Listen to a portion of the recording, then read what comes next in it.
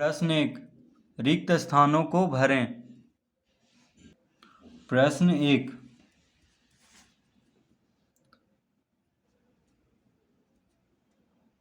तो प्रश्न 1 में है यदि 5 का घात 3 गुना 5 का घात 7 बराबर 5 का घात k, तो k बराबर क्या हो जाएगा? तो 5 का घात 3 यहाँ पे बिंदु दिया हुआ है, इसका मतलब है गुना में है, यानी 5 का घात 3 गुना 5 का घात 7।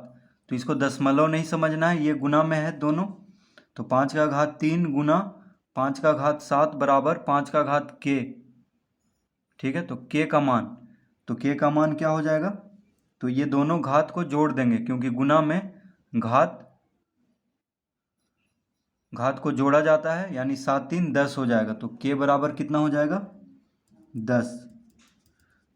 ठीक है, गुना में अगर आधार बराबर हो, जैसे यहाँ 5 है और यहाँ भी 5 है, दोनों का घात अलग अलग है, तो घात को जोड़ लेंगे, यानी 7 3 10 हो जाएगा।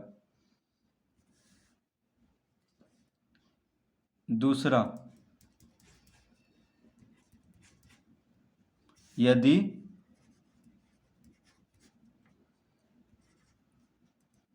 3 का घात k का घात 2 बराबर 3 का घात 10, तो k बराबर, तो देखिए 3 का घात k का घात 2, तो k बराबर क्या हो जाएगा? यहाँ पे 3 का घात 10 है, यानी यहाँ पे 5 होगा, तभी 5 दूनी 10। जब भी घात पे घात हो तो गुना हो जाता है, यानी ये दोनों घात गुना हो जाएगा। तो k गुना 2 कितना है? 10। तो k बराबर 5 होगा, क्योंकि 3 का घात 10 दिया हुआ है और 3 का घात k का घात 2 है, तो ये दोनों गुना होगा। तो यहाँ पे 10 है, यानी ये 5 होगा, तभी 5 दूनी 10 इसके बराबर होगा। तो k बराबर हो जाएगा 5। तीसरा, यदि 4 का घात k बटा 4 का घात 3 बराबर 4 का घात 5, तो k बराबर, अब यहाँ पे भागा में है, 4 का घात k भागा 4 का घात 3 है बराबर 4 का घात 5। तो जब भी भागा में रहे, यहाँ भी देखिए 4 है आधार और यहाँ भी 4 है आधार, दोनों आधार बराबर है, तो घात क्या हो जाता है?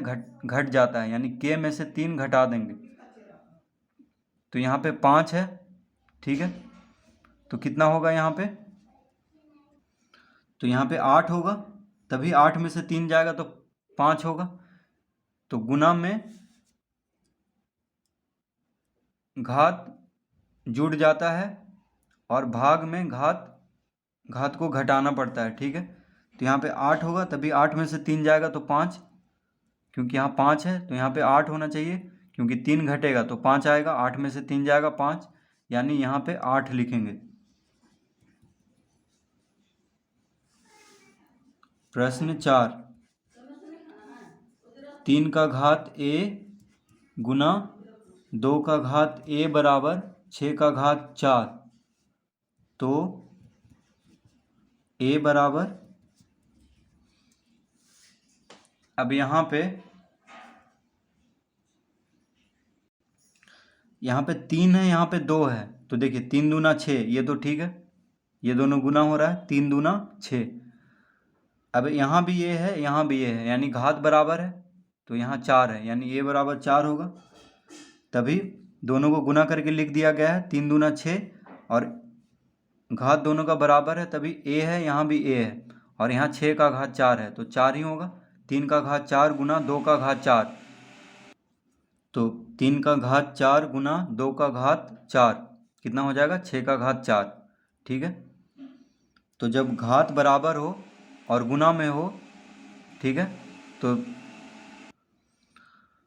तो घात कितना हो जाएगा? 6 का घात 4 दिया हुआ है, तो ये दोनों पे घात बराबर होगा, यानी यहाँ भी 4 होगा, यहाँ भी 4 होगा, तभी 3 दूना 6, 6 का घात 4 हो जाएगा, यानी a बराबर 4 लिख देंगे।